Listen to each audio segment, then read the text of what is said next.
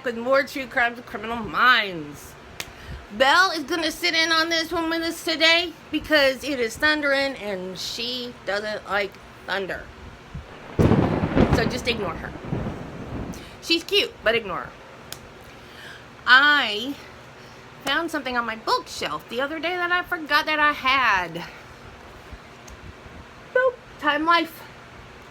One of the best true crime books I have ever read. Well, it's more like magazine type articles, but it's like big.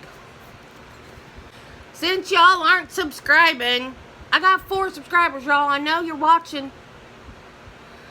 So when I get to 100 subscribers, I'm gonna have some type of a contest. I'm gonna put all 100 of y'all's names in a hat, not literally, but, and randomly pick one. And I'm either gonna, I ain't giving this up, I'm either gonna try to find this one or a similar one as a prize when I get 100 subscribers. So if y'all want a free true crime book, subscribe to my channel. Okay, moving on. This week's is really, ooh, did you hear that thunder? This week's is really interesting, and I learned a lot. I learned something medical that I didn't know before. So, let's get into it. This is season 1, episode 5, and it is called Broken Mirror. And it's called Broken Mirror because it's about a set of twins and one gets kidnapped. They are called mirror twins, which I didn't know was a thing. Seen this episode a million times, just like I've seen every episode a million times, but I thought it was a made-up thing. I was a nurse for 17 years. I have seen plenty of babies born, but I just realized I've never seen a set of twins born. That would probably be extremely exciting. I didn't know what mirror twins were. I thought it was made up. Oh, more thunder. We gotta hurry. We gotta wrap this one up fast. So mirror twins are twins that they're identical twins. The egg separates later in the gestation cycle than just regular identical twins. And because of that, instead of, okay, like your heart's on the left, you have a left lung and right lung, that doesn't count. Your liver's on the right, your spleen is on the left. Well, with mirror twins, one, their organs are in the normal place, and then the other twin is like a mirror image. So if they're facing each other, they would be on the same side. But they're not, because it's like a mirror image. So their heart would be on the right, and their liver would be on the left, and their spleen would be on the right.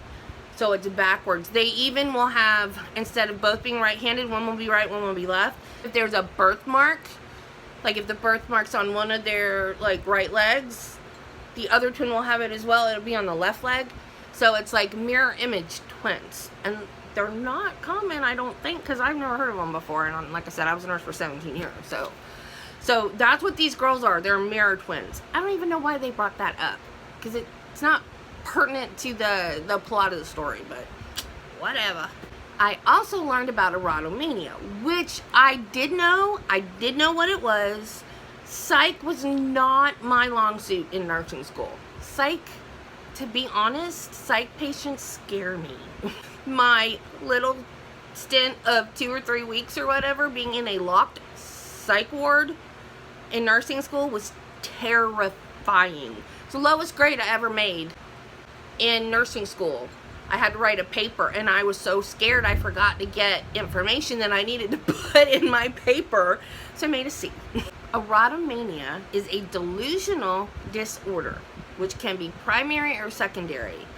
Secondary meaning you have schizophrenia or some other mental disease that causes delusions. Primary is when you just have the delusion. And I don't think they really know what causes primary delusional hallucination, those kind of mental diseases, because those are usually subsets of other major mental disorders, but they can just be there to be there. And what it is, the person that has erotomania, they believe that someone else is in love with them and they have a relationship with them. And the other person is usually of a higher social status And there is no relationship at all. They just think there is. They're delusional. They actually believe. I can't wrap my head around how delusional people really truly believe their delusions, when to us it's pretty obvious that it's not true. But from what I've watched of psychologists and psychiatrists, they actually believe it. They actually believe it. And I will never get my head wrapped around that, I know. But anyway, erotomania is also more prevalent in women than it is in men. But when it happens in men, there is more likely to be a violent outcome.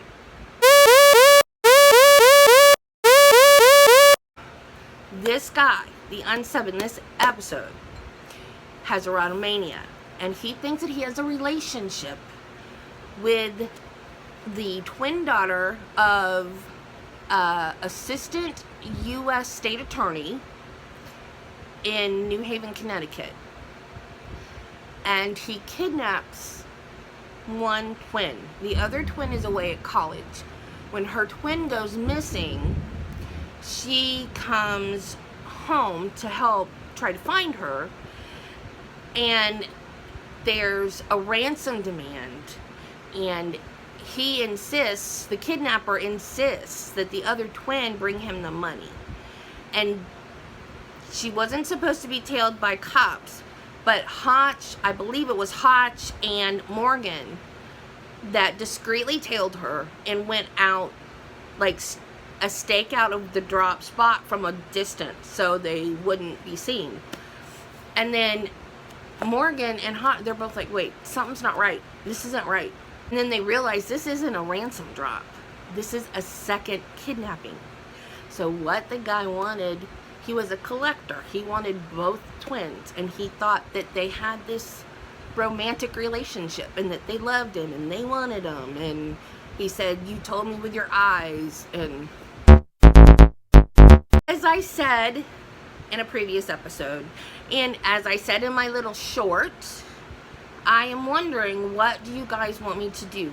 Do you want more obscure cases that aren't as well known, or you want more mainstream cases that the general public knows about?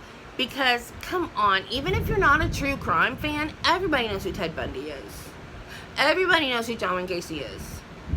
Everybody knows who Dahmer is. So, yeah, I can do those, but if you're a true crime fan, which I'm assuming that you are if you're watching my true crime channel, you've seen millions. Okay, millions. I use that term loosely. It's not millions, but maybe hundreds of documentaries about all these famous serial killers and criminals and bombings and cults. And speaking of cults and true crime, if y'all don't watch Saturday Night Live, go on YouTube and Google, it's an SNL music video, and it's called Murder Show. If you it's hilarious. Nick Jonas is in it. Kate McKinnon is in it. I can't remember the other people in it. My bad. But it's funny. Really, really, really funny. So, and again, my mind has wandered. Okay, my sources, I used a lot this time, so I'm going to read it instead of memorize it. BMC Psychiatry, History.com, Wikipedia, Independent.co.uk, ABC News, Time Life Mysteries of the Criminal Mind. This one. Healthline, Ronald Reagan Presidential Library and Museum website, abcnews.com. Oh, I said that twice. And the CDC website. So, this is a well-known one if you grew up in the 80s, or, well, even if you were an adult in the 80s. I was 12 when this happened, and I was walking home from school. I'm too young to remember when JFK got shot, but you know how people will ask, where were you when JFK got shot? And everybody remembers. Well, I remember this one. Ronald Reagan's assassination attempt. I was walking home from school, and here comes my mom roaring up in the car, And I opened the door, I'm like, what? I'm almost home. Why are you here? And she's like, President Reagan got shot. Which I don't know why she felt the need to like get in the car and drive when I was on my way home already to tell me that the president had been shot. But, and she's gone now, so I can't even ask her. I didn't think about it till I started doing this. So we're going to talk about John Hinckley Jr., who attempted to assassinate President Reagan in 1981. And he did it because he had erotomania. He was in love and thought she loved him in return, Jodi Foster, and was desperately trying to impress her. He was born on May 29th, 1955 in Ardmore, Oklahoma. He was estranged from his parents and he was hooked on Valium. Valium is a downer. However, Valium, if you take too much of it, or if you already have some type of a mental disorder, it can have a paradoxical effect. And what a paradoxical effect is, basically the medicine does the exact opposite of what you want it to do. And it's very dangerous. With Valium, and it's a long list again, I'm going to read this one too. Restlessness, anxiety, agitation, delusions, hallucination, rage, and psychoses. And that is only a partial list because the minor things I didn't list. In 1976, the movie Taxi Driver came out. It starred Robert De Niro and Jodi Foster. I didn't know why he was so obsessed with Jodi Foster. I knew that. I remembered that from when I was a kid. But I didn't understand what impressing Jodi Foster had to do with shooting the president. Well, until I read the plot of Taxi Driver, which makes it extremely obvious, and I've never seen it, so I really want to see it now. But Jodi Foster plays Iris, a 12-year-old sex worker. Robert De Niro plays Travis Bickle. In the movie, he tries to assassinate a presidential candidate who is a sitting senator at the time. John Hinckley Jr. started to dress like him, act like him. He carried around a journal just like Travis Bickle did in the movie. And he thought if he assassinated a president, that it would impress Jodi Foster. Because in the movie, Travis Bickle ends up killing her pimp and setting her free from her life of sex work and saves her. And I guess he thought he was saving her by shooting President Reagan. He also had other plans that he didn't put into motion. One was to hijack an airplane, and the other one was suicide, which I don't know how suicide impresses anybody. He called her. He wrote her letters. He followed her to Yale when she started college. He followed her to Yale. He hand-delivered letters to her doorstep, and she gave them to the dean of the college. One time when he called her, she actually said to him, "This is making me really uncomfortable. Do you mind if I hang up?" Not me. I'm gonna hang up on a crazy person. I don't need to ask if, do you mind? Come on. But I guess that just goes to say what a nice person she is. I don't know. I don't know that much about her. I like her movies, but I don't know that much about her. And then another time, he called her, she said, "Who is this?" And he said, "I'm the person that's been sending you all the letters." At first, she thought they were just like normal fan mail. And either she would return them and just write a short note, or one of her publicists would. And she didn't think anything of it until it started getting more personal. She said she wasn't ever afraid. On New Year's Eve of 1980, going into 1981, he wrote a letter. He left it in his hotel room in DC And it said, whatever I do in 1981 is for the sake of Jodi Foster. Wouldn't that just creep you out if you found out somebody killed somebody or tried to kill somebody, and then you find out they did it for you? I mean, I cannot imagine. She must have been mortified. The more she rebuffed his advances, the more obsessed he got. On March 30th, 1981, he went to, there was a hotel in DC that Reagan had just made a speech at. He waited outside. So Reagan comes out with his entourage. He shoots 6 shots from a .22 caliber gun. They are called Devastator bullets, which I'd never heard of before. I've heard of hollow point bullets that kind of like mushroom out when they hit to get other organs around. But this one has something called azide in it. Another thing I've never heard of before, so I looked it up. It is a chemical, and it's solid. It's a white solid. In the white solid form, it's not as dangerous. But if you mix it with water or acid, it becomes a very poisonous gas that can kill you. And it also reacts with, it said solid metals, so copper. I think it means like metals that not like a metal alloy, but like metal that is just one type of metal. I think that's what they mean by solid metal. So there was even an instance where someone had put some down a sink with copper pipes, and the sink exploded. It is mainly used now in airbags in cars to detonate them.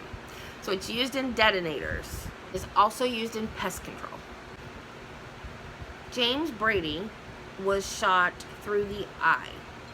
He was Reagan's press secretary. He had the worst injury. He was brain damaged and in a wheelchair, I believe, for the rest of his life. But that is the reason why we have the waiting period on guns now. Because James Brady lobbied for gun control and wanted the waiting period. I don't know if one existed before then and it just got modified with him, or if it was actually the very beginning of it. But at any rate, because James Brady got shot, he became a gun control proponent. Thomas Delahanty was a DC cop that also got shot. He recovered fully. He was shot in the neck. Timothy McCarthy was a Secret Service agent that got shot in the side. Reagan got shot under his left arm. The bullet ricocheted off of the bulletproof limousine and hit him under his left arm. He didn't even realize that he had been shot. The other Secret Service agent that was there actually grabbed him, threw him across the back seat of the car, and put his body on top of his. And then the other Secret Service agents grabbed both of their feet and threw it in the car and slammed the door. Just missed President Reagan's heart. And he didn't even realize he had been shot. He didn't know anything was wrong until he started coughing up blood. And they were supposed to go back to the White House, but since he was shot, they took him to George Washington Hospital in DC. Reagan still thought he was okay, and he tried to walk into the emergency room. They brought him a stretcher, and he waved off the stretcher. He wanted to just walk in. And the ER doctor said he took like 3 or 4 steps and then fell flat on his face. And so they got him all situated, got him on a stretcher. He told his wife, Nancy, "Sorry, honey, I forgot to duck." And later he said, "Getting shot hurts." And then after he was recovered, he had a speaking engagement somewhere and a balloon popped. And he went, "Missed me." The doctor said the blood that was coming out of the wound was dark, which means there's a damage to your pulmonary artery system, because the arteries that go to the lungs are the only arteries in the body that do not have oxygenated blood in them. So the blood was darker because the blood was not as well oxygenated as your blood that's circulating your whole body. Which also told them that he'd lost so much oxygenated blood that now only deoxygenated blood was coming out. So they went to surgery, and before the anesthesia kicked in, they said he even like lifted up on his elbows on the stretcher and looked around the room and was like, "Boy, I hope y'all are Republicans." The surgeon's name is Dr. Benjamin Aaron, and sometimes they will leave a bullet in place if it's not going to move and go somewhere else, if it's going to hurt them further to be removed, and if the risk of trying to get the bullet out puts them at too much risk on the operating table. Now, in this case, they had considered leaving the bullet in. So they thought about leaving it in, but for some reason, and this is another God moment if you ask me, you guys are gonna learn that I like God moments and I call them out when I see them. He decided to keep working on trying to get that bullet out of President Reagan. And he didn't know what type of bullet it was. He didn't know at that time it was a Devastator bullet. He said that had they left the bullet in, he would have gotten azide poisoning and died anyway. So he's very glad that he decided to get that bullet out and not leave it where it was. President Reagan was in the hospital for 12 days. And he signed presidential papers the very next day. Now, one thing that they tell you after you have surgery, because nowadays, not back then, but nowadays, you can go in and have surgery and go home the same day if it's an easy, normal, routine type of a surgery. You have to sign something when they release you that you have been under anesthesia and you are not allowed to operate any heavy machinery, drive, or make any important decisions for 24 hours.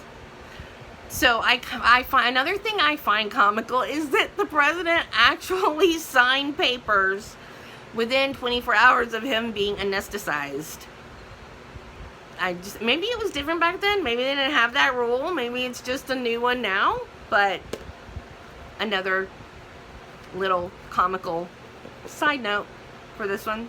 John Hinckley Jr. was 25. He was arrested for attempting to assassinate the president. He was found not guilty by reason of insanity and was sent to St. Elizabeth's Mental Hospital. He has been released. I would not have known that if I had not researched this case. He just got released in June. He is free and clear. They say that he's on his medicine. He doesn't have any mental issues that would be a danger to himself or other people. And he wants to be a rock star. He has 26 songs on Spotify. He's also doing concerts. And there was supposed to be a concert in Brooklyn. It got sold out, and then they canceled it because they were afraid of repercussions and violence. They were worried about his safety. Because apparently a lot of people back then was very upset that he got off on insanity. And I didn't realize that either. I was only 12. I didn't follow true crime. It's just like I said, it was on every channel all the time. So I knew about it and I saw it. I wasn't old enough to really get the whole follow through of the story. So I thought all this time, I thought he'd been in prison somewhere. But no, he was in a mental hospital. And he has just been released.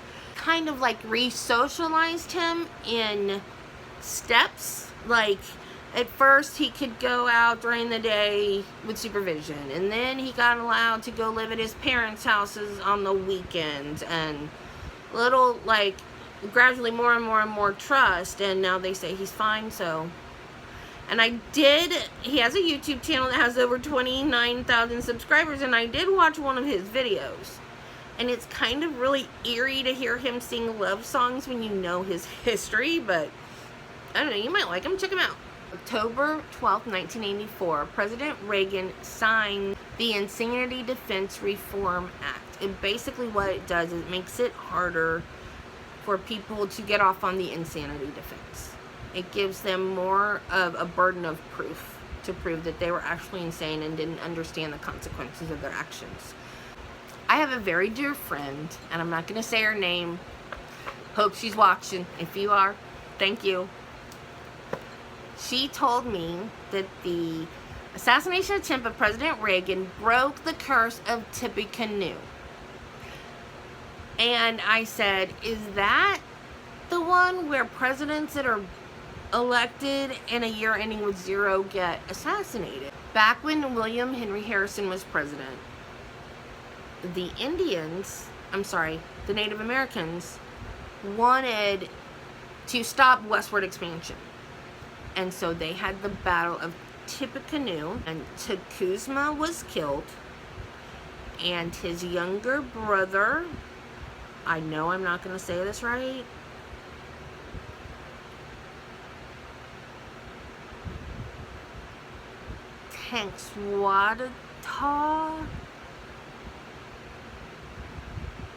Tinkswataw,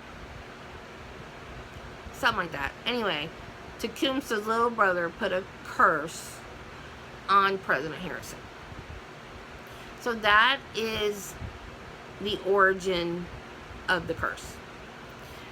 Apparently Nancy Reagan hired psychics and astrologers to try to break the curse. President George W. Bush was also elected in a year ending with 0. There was a shooter outside of the perimeter fence at the White House that was caught before he got anywhere near him, and he did a speaking engagement in Russia, and a grenade was thrown on the stage and it did not explode. I didn't find anywhere that said that he was actually the target of the grenade. Of course he would have died too, but it might have been the Russian president, because they were both on the dais, but the grenade was thrown up there and it did not explode. So he is the only president other than Reagan elected in a 0 year that has not been assassinated. And then the next one is Joe Biden, who is still in office now. Back in the 80s, and this is my another little side note that doesn't really matter either way, but there was a show called Greatest American Hero. It starred William Catt and Robert Culp. And it was about a school teacher that became a superhero. And I do not remember what caused him. I think he found the suit somewhere and he put it on and it made him be able to fly and stuff. His name was Mr. Hinckley. He was a school teacher. His students started, after this happened, his students started calling him Mr. H. And I didn't notice that when I was 12 years old, but my dad was like, have you noticed that they only call him Mr. H now? Well, I actually looked it up, and they did change the character's name when that happened. They changed it to Mr. Hanley. But then, like, after it was over and not forgotten, but, you know, not on the forefront of everybody's mind, they changed the name back to Hinckley. But I only ever remember him being called Mr. H. But, like I said, I was 12. That was a really, really long time ago, and I'm not going to tell you how long. So that is it for Broken Mirror, Season 1, Episode 5 of Criminal Minds, and all about the assassination attempt on President Reagan and John Hinckley Jr. and his obsession with Jodi Foster. I hope you enjoyed it, and I hope you learned something. Don't forget to subscribe and like and comment and hit the bell for notifications, and I will see you when I see ya. Bye. His one-liners are great. I love President Reagan. I believe in elementary school, we had a mock election. Like I said, I was only 12, and I voted for Ronald Reagan. So I've always been a Reagan fan. I just really like him. I think he's a cool dude. I don't know much about politics. I just like him for him.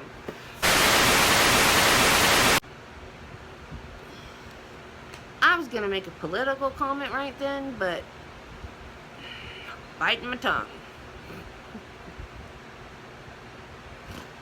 Yeah, I think I'm going to leave that in there.